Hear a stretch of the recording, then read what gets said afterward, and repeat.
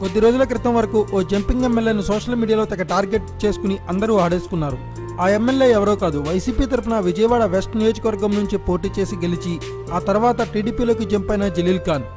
జలీల్ ఖాన్ కొద్ది రోజుల క్రితం ఓ ప్రముఖ వెబ్ ఛానల్కు ఇచ్చిన ఇంటర్వ్యూలో చేసిన వ్యాఖ్యల పెద్ద కామెడీ అయిపోయింది.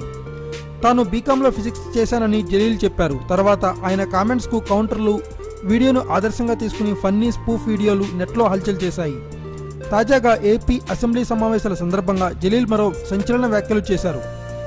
ఎన్నికలు ఎప్పుడు వచ్చినా తనకు అసలు భయం లేదని అన్న ఆయన, తాను ఎన్నికల్లో ఎప్పుడు పోటీ చేసినా గెలుస్తానని, తాను పోటీ చేస్తే జనసేన అధినేత సినీ నటుడు పవన్ కళ్యాణ్ మీద పోటీ చేసినా కూడా తాను 10 ఓట్ల మెజారిటీతో గెలుస్తానని ధీమా వ్యక్తం చేశారు.